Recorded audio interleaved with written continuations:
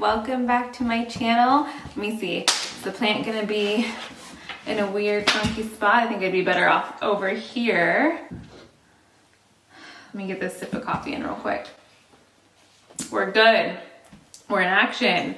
Things are happening. Please don't touch the camera. Okay, come over here.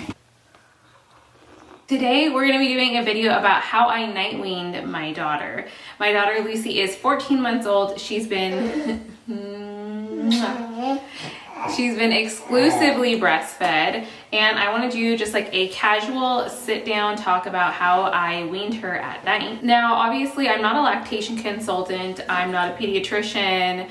I'm not any sort of medical expert. I'm just talking to you mom to mom. I'm talking to you like I would be talking to a friend if they asked me, hey, how did you night wean your kid? And this is the answer that I would give them. Let me give you a little backstory. So my daughter Lucy, she's 14 months old and she's been exclusively breastfed. She's never taken a bottle and she sleeps in bed with us. That's something that I found a hard time when it was looking into weaning at night, was any night weaning with bed sharing. Let me tell you to begin with why I decided to night wean. I think this is an important factor, is you really do need a why you want to do it. My why is because she was waking up so much at night and I knew it was just because she really wanted to breastfeed and it wasn't that she was hungry, because it was 10 times a night at times. Breastfeeding had a lot to do with her waking up. Another reason that you're going to need to have a why is because weaning is an emotional process for both you and your baby, and there's obviously going to be some tears involved. You just have to understand that you have a reason behind it, and if you have a reason behind it, it helps to follow through with that. And if you don't have a why, then maybe you're not ready yet. So along with my why being her waking up multiple times a night, I also had a goal of breastfeeding her for a year. Well, we surpassed that goal, but obviously breastfeeding isn't a two-way street. And I shouldn't say obviously, because I didn't really realize that it wouldn't be easy to wean her. I thought it was gonna be harder breastfeeding than it is weaning. And that's just my experience. Oh, you wanna unzip? Okay. So there's a couple things that are special about our situation. One of those being we bed shared, and another one of those being I decided to night wean her before I decided to day wean her.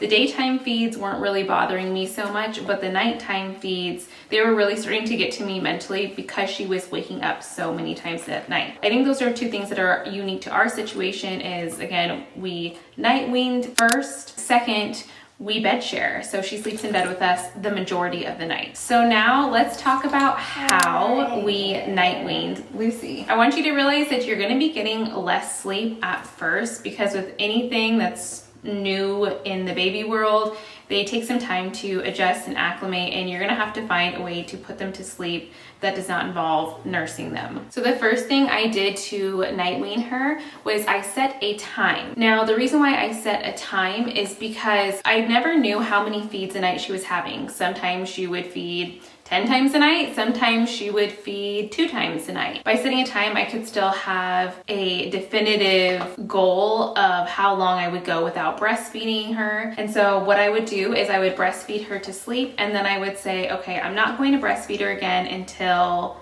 10 o'clock. Hi. You saying hi? The next thing that I want to mention is to start gradual. So I don't recommend night weaning all at once. For one reason, if the frame just changed, it's because my little mini assistant here just moved the stool that it's sitting on, so my apologies. And what I mean by starting gradually weaning them is don't go from bedtime all the way till daytime just right off the bat, because for one, it's a really big adjustment for them, and for two, it's a really big adjustment for your boobs and you don't want to be engorged. The first time I did bedtime at 7:30 and I didn't nurse again until midnight. Then I pushed it back until 3 a.m. and then I pushed it back until 5 a.m. So you can do it in increments that you're comfortable with. If you want to go 2 hours at a time, if you want to go 4 hours at a time, that's up to you to decide. But I definitely recommend doing it gradually. The part that everyone is probably trying to figure out is how do you get them back to sleep if you're not going to nurse them to sleep? Because in our case, she was nursed to sleep always. So what I did was I just patted her and rocked her. Other people have been able to put her to sleep, like my mom and my husband, but I'm the primary person that puts her to sleep every night. So when she would wake up and she wanted the boob and it wasn't our set time, I would just pat her, rock her, hush her, shush her, give her extra love and cuddles, and eventually she would resettle and fall back asleep. Now those first couple nights, she was not happy about it at all. I'm not going to act like it was super easy in the beginning and she got upset. It made me question, am I doing the right thing? Am I being a terrible mom by not giving her the boob when she wants it? But I assure you, for the most part when they're crying, it's because it's something different than they're used to. Yeah. Hi, yeah, yeah. Say hi. I can assure you it's because... I can assure you it's because it's something different than they're used to. Oh, Lucy, you're moving the frame. You're changing up the routine. It does get a lot easier after a while of trying to put them to sleep. And it started off that I was patting her and rocking her, and then I was able to just put my hand on her to get her to sleep. So it does get better. I just want to encourage you with that part. Okay, so now that she's happy, let me tell you about the real game changer when it comes to sticking to the time of I'm not going to nurse until 5 a.m. Because for me, I did not want to be checking my phone all night long. And so in order to do that, I figured out that I could use my Hatch sound machine that she has in her room. And Lucy starts the night partially in her room, and then by, I don't know, fairly early on, she comes into our room. So it works both in her room and in our room. Now the reason that the sound machine works when she's in her room and when she comes into our room is because we can hear the sound through the baby monitor. So what I do is I turn on the sound machine and I program it to change sounds at a certain time. For example, if I'm not planning on nursing her again until midnight, then her sound machine starts on one sound, and then at midnight it switches to the other sound. That way when she wakes up, I know, okay, now it's midnight, now I can nurse her again. She's obviously still breastfeeding. How real moms vlog, I'm just saying. The sound machine really helps you not to have to rely on your phone and checking all the time. Also, if the sound machine isn't making the noise, then you know it's not time to nurse and we're just gonna have to wait. So that is the most helpful thing. It has been such a game changer. You could also have it change colors if it's in the room with you. You could also have it turn on or off. That would be an option too.